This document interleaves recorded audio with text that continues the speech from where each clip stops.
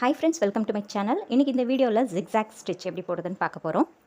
இந்த ஸ்டிச் எங்கே யூஸ் பண்ணணும், எப்படி யூஸ் பண்ணணும்னு எல்லாமே கிளியராக சொல்கிறேன். ஸ்கிப் பண்ணாமல் பாருங்கள். ஃபர்ஸ்ட் 2 லைன் வரைஞ்சிக்கோங்க. அதில் ஃபர்ஸ்ட் லைனில் ஸ்டார்டிங்கில் லூப் எடுத்துக்கோங்க. த்ரெட் வெளியே வரல அப்படின்னா இழை மாட்டியிருக்கான்னு செக் பண்ணுங்கள். அப்படி இல்லைன்னா லைட்டாக அந்த நீடில் வச்சு மேலே இழுத்து இந்த செகண்ட் லைனில் இப்படி கிராஸாக கொண்டு வந்து ஒரு ஸ்டிச் போட்டுக்கோங்க.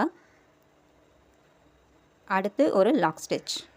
பாப்லின் கிளாத்தில் சரி த்ரெட் இப்படி தான் சிக்கும். நீங்கள் சரி த்ரெட்டை மேலே இழுக்கும்போது நீடிலோடைய ஹூக்கை வச்சு இழுக்கக்கூடாது.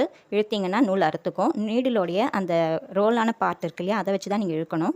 இழுத்து காட்டுறேன் பாருங்கள். இதை போல் நீடிலோடைய இந்த பார்ட்டை வச்சு தான் நீங்கள் இழுக்கணும். இப்போ இந்த லாங் ஸ்டிச் எடுத்துகிட்டு வந்து மறுபடியும் கிராஸாக இந்த ஃபர்ஸ்ட் லைனில் கொண்டு வந்து ஸ்டிச் போடுறேன். இந்த இடத்துலையும் மறுபடியும் ஒரு லாக் போட்டுக்கணும். இப்போ மறுபடியும் ஒரு லாங் செயின் எடுத்து அதே மாதிரியே கிராஸாக ஒரு ஸ்டிச்சு, ஒரு லாக் ஸ்டிச். இதே போல் தான் மறுபடியும் ஸ்டிச் போடணும். இந்த கேப் வந்து ஈக்குவலாக இருக்கா அப்படிங்கிற மாதிரி பார்த்துக்கோங்க.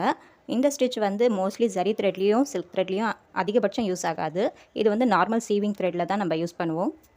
நெக் லைனில், பார்டர் லைனில் அதிலெல்லாம் வந்துட்டு இந்த ட்ரையாங்கிள் ஷேப்பில் சீக்வன்ஸ்லாம் ஸ்டிச் பண்ணுறதுக்கு இந்த ஸ்டிச் யூஸ் ஆகும். நான் வந்து அயன் நீடில் தான் யூஸ் பண்ணிகிட்ருக்கேன். பிகினர்ஸ் வந்து மோஸ்ட்லி அயன் நீடிலே ட்ரை பண்ணுங்கள். ப்ரொஃபஷ்னலாக நீங்கள் ஒர்க் பண்ணுறீங்க அப்படின்னா அயன் நீடில் தான் செட் ஆகும். ஸோ அயன் நீடிலே நல்லா ப்ராக்டிஸ் பண்ணுங்கள். இப்போ நம்ம டபுள் லைன் போட்டு இதை ப்ராக்டிஸ் பண்ணிகிட்ருக்கோம் இல்லைங்களா. நீங்கள் வந்து நல்லா ப்ராக்டிஸ் பண்ணதுக்கப்புறம் யூ ஷேப்பில், அதாவது நெக் லைன் மாதிரி போட்டுட்டு இல்லைன்னா வந்து சர்க்கிள் மாதிரி போட்டுட்டு அந்த அவுட்லைனை சுற்றி இதை போல் ஜிக்ஸாக் போட்டு ட்ரை பண்ணுங்கள். இந்த மாதிரி எல்லா நேரமும் டபுள் லைன் போடக்கூடாது. அந்த அவுட்லைன் மட்டும் சிங்கிள் லைனில் இருக்கும். அந்த சிங்கிள் லைனை சுற்றி நீங்கள் இதை போல் ஜிக்ஸாக் ட்ரை பண்ணுங்கள். இப்போ இதை எப்படி பீட்ஸ் யூஸ் பண்ணி போடுறதுன்னு காட்டுறேன். இப்போ நான் இந்த அவுட்லைனில் ஃபஸ்ட்டு லூப் எடுத்துக்கிறேன். ஒரு லாங் செயின் எடுத்துகிட்டு இதில் வந்து ஒரு கட்தானா பீடு வைக்கிறேன். இது வந்து மீடியம் சைஸ், இதை விட சின்ன சைஸ் கட்தானாலாம் இருக்குது, அதெல்லாம் எடுக்காதீங்க. இந்த சைஸில் எடுத்துக்கோங்க. திரும்ப ஒரு லாக் ஸ்டிச். மறுபடி இந்த சைடு ஒரு லாங் ஸ்டிச் போடுவோம் இல்லைங்களா, அந்த லாங் ஸ்டிச்சில் நம்ம ஒரு கட்டானா வச்சுக்கிறோம். வச்சுட்டு ஒரு ஸ்டிச் போட்டு ஒரு லாக் ஸ்டிச். இதே மாதிரி தான் அடுத்தடுத்து பண்ண போகிறோம். நான் பாருங்கள் டபுள் லைன் போடலை, சிங்கிள் லைன் தான் போட்டிருக்கேன். அந்த சிங்கிள் லைனை ஒட்டியே நம்மளாவே வந்து இந்த ட்ரையாங்கிள் ஷேப்பை போடணும். இந்த ட்ரையாங்கிள் ஷேப்பில் டிஸ்டன்ஸ் வந்து ஈக்குவலாக இருக்கா அப்படிங்கிறதையும் செக் பண்ணிக்கணும். அப்போ தான் நீங்கள் இந்த ட்ரையாங்கிளுக்கு நடுவில் ஏதாவது பீட்ஸ் வைக்கிறீங்கனாலும் ஸ்டோன்ஸ் வைக்கிறீங்கனாலும் ஈக்குவல் டிஸ்டன்ஸோடு இருக்கும். இல்லாட்டினா ஒன்று சின்னது ஒன்று பெருசுன்னு இருந்துச்சுன்னா அதில் கரெக்டாக நம்ம வந்து ஸ்டோன்ஸ் ஃபிக்ஸ் பண்ண முடியாது. ஒவ்வொரு முறையும் லாக் ஸ்டிச் போட்டு திருப்புங்க. அப்போ தான் வந்து நம்ம வைக்கிற பீடு அதே ஷேப்லேயே இருக்கும். லாக் ஸ்டிச் போடலைன்னா ஷேப் மாறிடும்.